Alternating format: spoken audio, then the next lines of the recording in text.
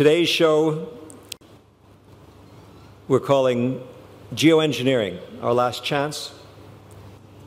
As we all know, we are way over our carbon budget. It's very optimistic to think that we have more carbon budget. We're already committed to 2 degrees or more is the way I read the cards. And I think we have to consider all options, and that's what this program is about. Today's guests with me, Dr. Hugh Hunt from the Department of Engineering, Cambridge University, and Dr. Peter Wadhams, an emeritus professor of ocean physics, also from Cambridge. The book that Dr. Wadhams has written, can we get a close-up of that book, please? Thank you. It's, well, why don't you describe just for a moment what's in the book?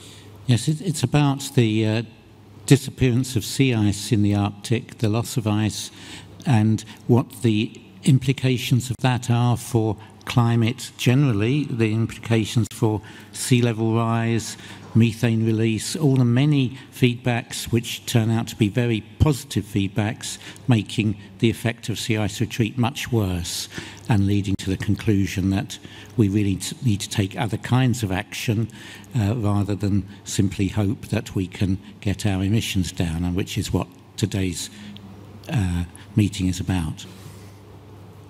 Now, the imperative, as I see it, let me digress a moment to a term, representative concentration pathways, which is a fairly well-known term here at the negotiations, but it is not very well known out there in the rest of the world. Possible trajectories, and the way I read it again, these trajectories spell the difference between climate disruption and potentially climate chaos.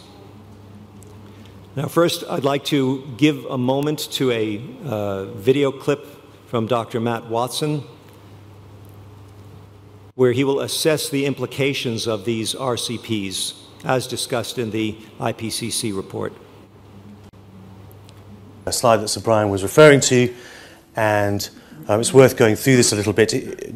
Jim Hayward made a point at a meeting recently that actually we should always start with this slide, because there's a question of why are we doing this? Why are we doing this research? This is why. This is the latest projections from the International Panel of Climate Change. And the alarming thing, which again Sir Brian highlighted, is that these 2 scenarios actually explicitly include negative emissions technologies. So there is geoengineering of the flavour of carbon dioxide removal in the best case scenarios. The very, very alarming thing for us is that we are on this path here. That's AR 8.5. We are slap bang on this trajectory, and that puts us in a very, very different place in our... We are flat out on the high trajectory. That's the business as usual case. That's why I say 2 degrees is very hopeful, and we need all hands on deck.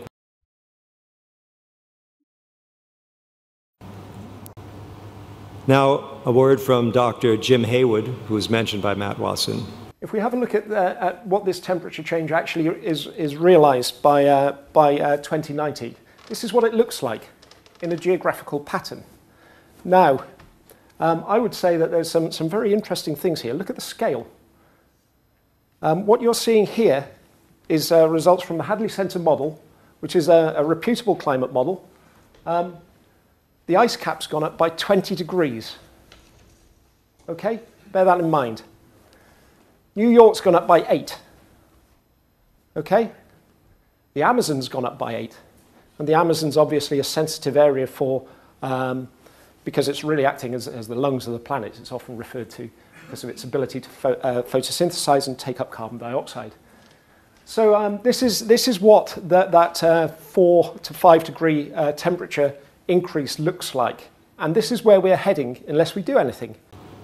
Now we're going to explore alternatives today.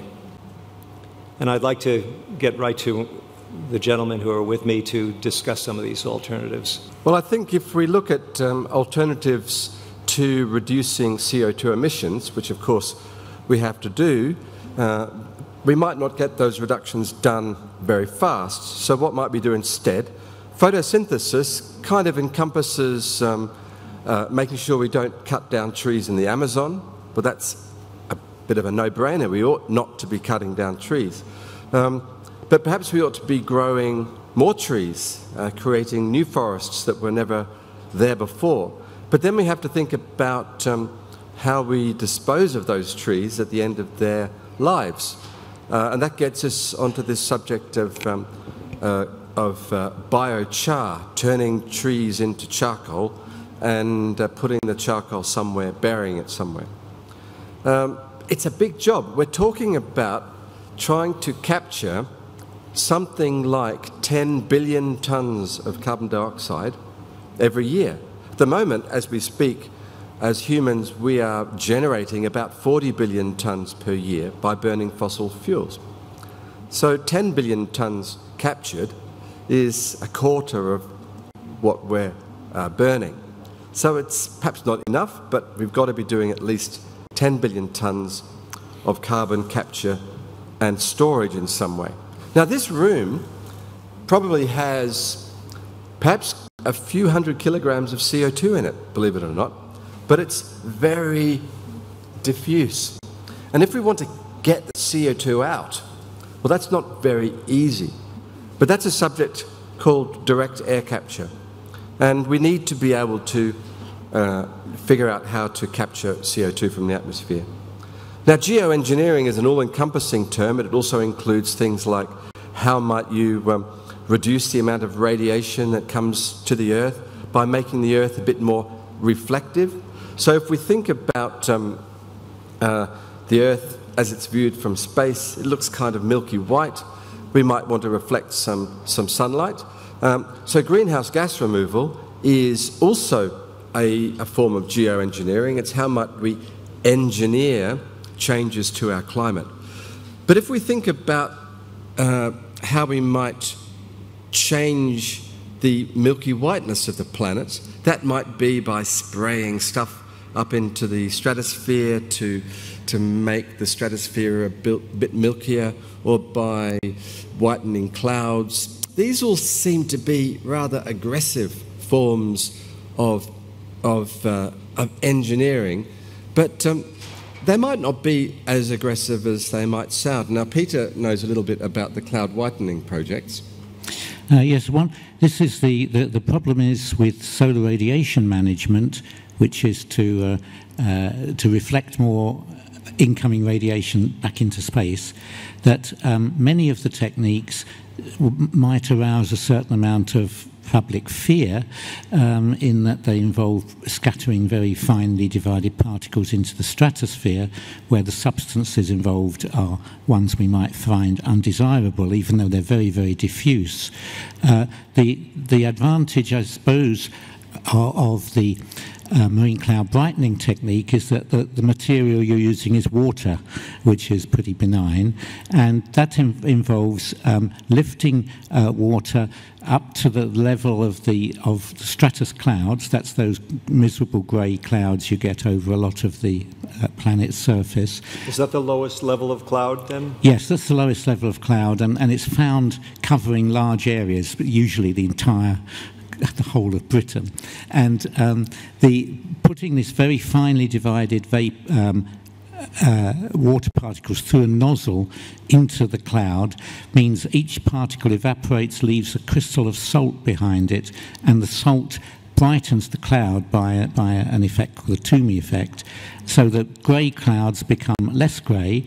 And it's been calculated that with enough of these systems, then you will brighten up grey clouds, and we would achieve a reduction in an increase in the amount of radiation that goes back out into space. And so if the ships theoretically that were doing this were away from land and the salt was not falling on land, then it would just be pumping salt from the ocean back up to the clouds, falling into the ocean. Yes, I mean, these ships were designed by a Scottish marine engineer, Stephen Salter from Edinburgh, and they're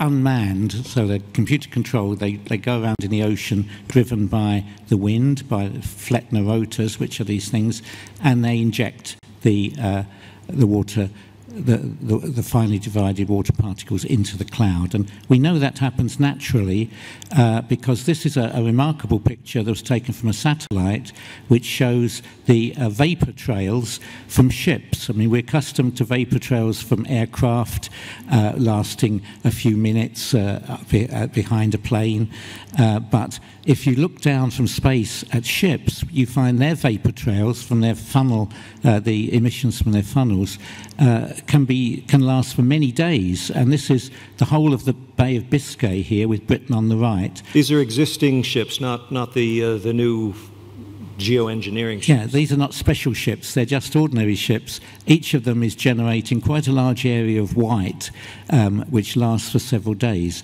So what this technique would plan to do is not, rather than do this accidentally, do it intentionally and inject the right kind of particle into existing clouds and making them whiter.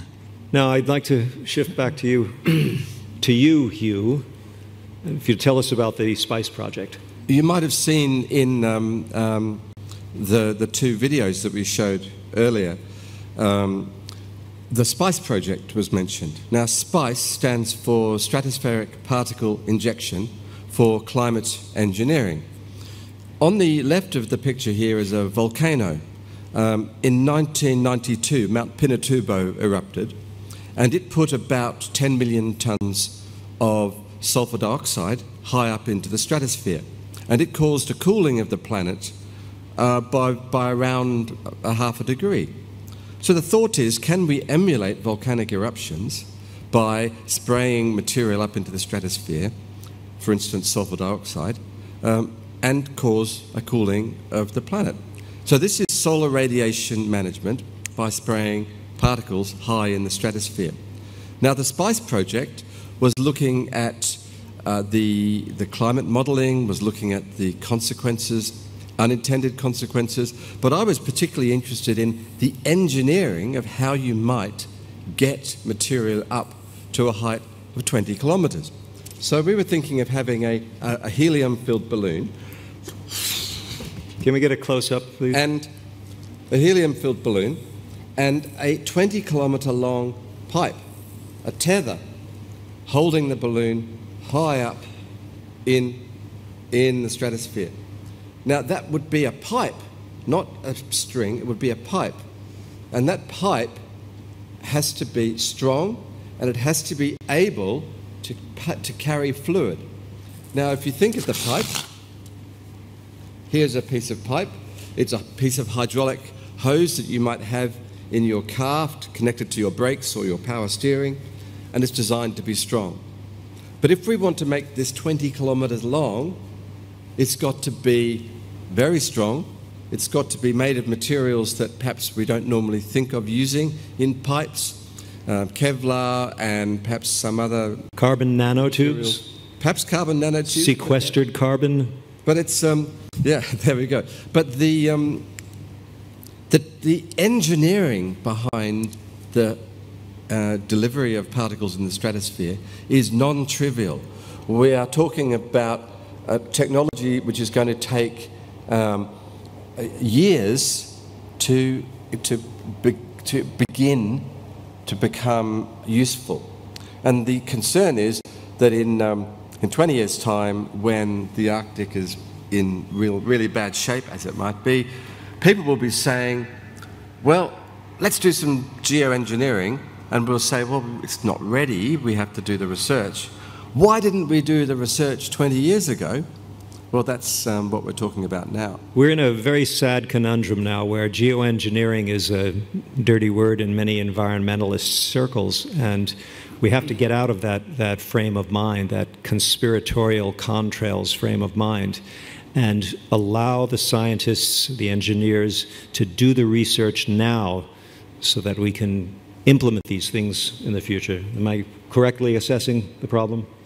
I think we mustn't be sidetracked into thinking that we have to get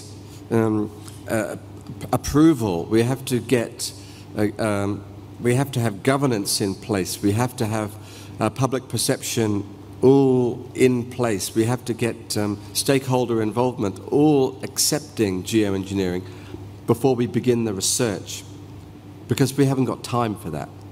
And if we go back to things that happened during World War II, when the urgency of winning the war against Hitler was such that things were done like the Normandy invasions. The Normandy landing was done without thinking too much about whether people approved it or not. Sometimes the urgency is so great that we've just got to get on and do the research and do the thinking. Now, I'd like to get you, both of you gentlemen, to talk a little bit more about the greenhouse gas removal. How do we do that? Well, the most common greenhouse gas that we think of is carbon dioxide, but there are other greenhouse gases. There's methane, and I think, Peter, there's quite a lot of concern about methane that might end up bubbling up out of the permafrost in the Arctic.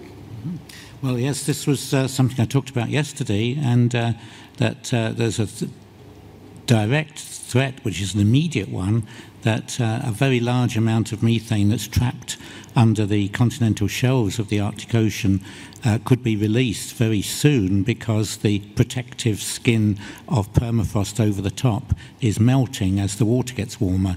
So we could be faced with a huge methane emergency from perhaps 50 gigatons of methane being released into the atmosphere in a very short time, 2 or 3 years. So methane is rapidly growing, the concentrations of methane. Nitrous oxides have been growing. They're a product of agriculture and also of the internal combustion engine produces nitrous oxides. That's what the catalytic converter of your car is designed to deal with. And then we have these CFCs, these chlorofluorocarbons, the so-called Montreal gases. You remember when the ozone layer was threatened in the 80s, and we figured out that it was the CFCs that were doing the damage. Well, we've done a really good job in reducing our emission of CFCs, but they're still there. Their lifetime is very, very long. And CFCs are very strong, potent greenhouse gases. It turns out that about 1/3 of the greenhouse gases in the atmosphere are not CO2. There's methane, nitrous oxide, and the CFCs. And before you go on, the methane is the one that worries me the most. That's the one that keeps me awake at night, because it's so much more potent a greenhouse gas than CO2. Well, let's say it's about 80 times more potent than CO2, but nitrous oxide is perhaps 1,000 times more potent. Really? And CFC12 is perhaps, I can't remember the exact figure, 70,000 more potent? 12,000. So the potency depends on the lifetimes as well. The lifetime of the CFCs is very long, and the lifetime of nitrous oxide is about 100 years. Peter, in terms of the methane, now this is not greenhouse gas removal. I know that there have been issues with trying to use that methane, trying to capture it. Is there any concept? I mean, we can't throw a rubber sheet over the Arctic exactly.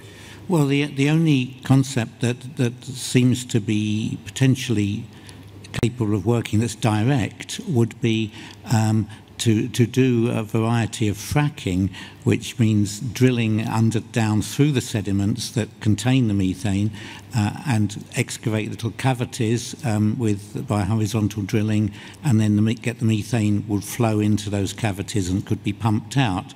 So it's a technique developed by the oil industry. So in a way, this would be in the one place in the world where one could say salvation through the oil industry is possible.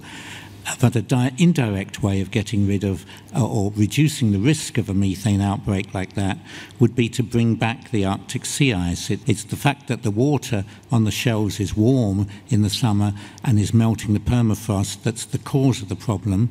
If you could bring back sea ice, then you could deal with that. That's I suspect very, very difficult, because it could only accompany a general cooling of the atmosphere. But if you want to bring back sea ice by cutting emissions, well, CO2 levels in the atmosphere are not going to change fast enough. No. Sea ice is vanishing far too rapidly for emissions reductions to make any difference.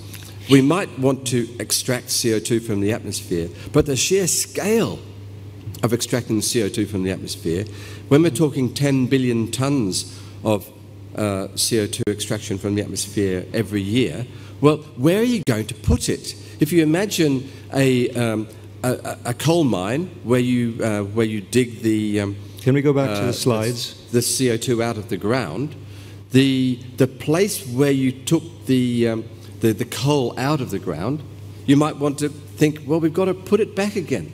And if you think of all the places around the Earth where we've dug coal out of the ground, we've taken oil out of the ground, we've taken gas out of the ground, the CO2 occupies the same amount of space.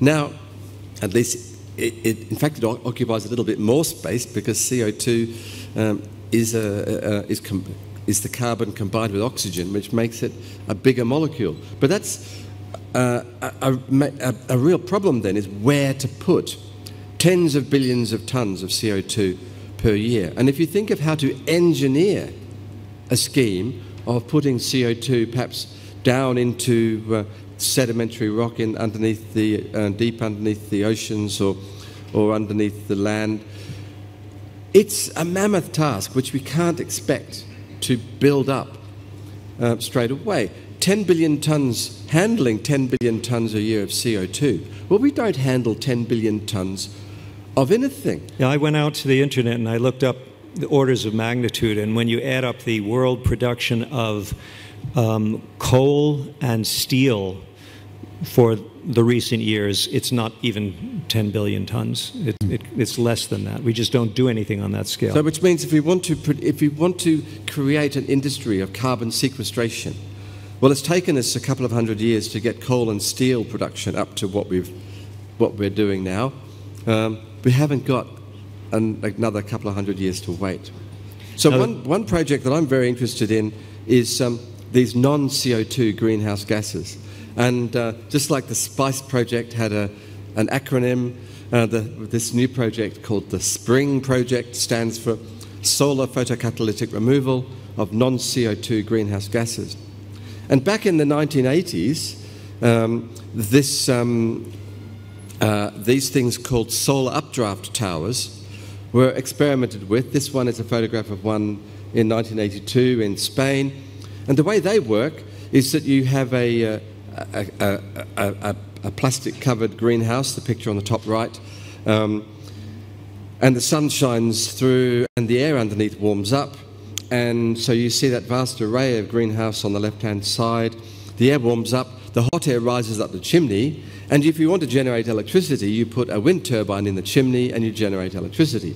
But here is a device which, well, maybe we don't need to generate electricity. Maybe we can use the fact that thousands and thousands of cubic meters of air pass through this device, and we can use what's called photocatalysis to use the energy of the sun to break down methane, nitrous oxide, and the CFCs into other gases that aren't potent greenhouse gases. To give the audience an idea of scale, you mentioned to me before how much air would have to be passed through. If we think about the amount of CO2 there is in this room, well, if we want to extract 10 billion tonnes of CO2 every year, it turns out that we need to extract the CO2 from 1 cubic kilometre of air every second. It's a mind-blowing number. But it does mean that if we are thinking on a large scale, that those solar updraft towers and the SPRING project might give us an engineering technique for handling a cubic kilometre of air every second. And as an engineering problem, it becomes manageable because the technology perhaps already exists. Yeah, we should also mention that just simply removal of CO2 and putting it down holes and mines only works as if you liquefy it, because that's the only way you achieve the same volume as the carbon that was originally dug out of that coal mine. Otherwise, it's thousands of times the volume because it's a gas. So there's a liquefaction process involved as well, and which has a lot of technical problems of its own. Now, we've left a little bit of time for questions, if there are questions, any questions in the audience. I've been meeting with a German group in recent days that has developed a technique using algae, saltwater algae, to actually create a biofuel and then to create a building product using carbon fiber and a thin layer of granite that replaces concrete and steel, and you sequester the carbon in our buildings. You build the cities of it, and it's long-lived and stable. They're having trouble actually getting funding for this, and I would like you to talk to them so they can actually get the attention to actually do this, because that's a logical place to put it. Well, so there's an interesting, there are very interesting projects along these lines, but if we're talking about needing to sequester, to lock away, say, 10 billion tonnes of CO2 per year, we don't use anything like that quantity of building materials in the world. People have been talking about using this material not just for buildings but for making roads. But I think we're talking 3 orders of magnitude out. We use about 10 million tonnes of building. That's not to say that we shouldn't be doing these things. Precise. That was exactly what I was going to say, Stuart. That if we want then to say, oh no, but this technology isn't useful because it doesn't do enough, that's the wrong thing to be saying. We are going to need every single technique that's available to us. So it is absolutely right to be exploring these technologies. I call this moment in human history an all hands on deck, all of the above moment. We have only about 2 minutes left. If there's one more short question. Well, now we will do another press conference, a part 2 to this, immediately following after a short break. Are you very much in favor of Tim Flannery's atmosphere of hope solutions, third way solutions? Are these solutions involving biological changes in biological practices? And carbon capture and storage. He's got quite a lot on that in his, I think it's 2014 book, Atmosphere of Hope. And it's an excellent book, and it presupposes that the engineering can be developed pretty quickly. And engineering for carbon capture and storage, absolutely, urgency, we've got to get on with it. Ron Oxborough in the UK, Lord Oxborough, has just published a report on carbon capture and storage, and is absolutely adamant that it's got to be done on a commercial scale. It's got to be we've got to develop the industry. It's got to be properly financed, and we can't wait around anymore. And that's what Tim Flannery is saying. Now, we are out of time. I promised I'd give my email address at the end, and I encourage people in the audience to stay, since we'll be discussing these matters further.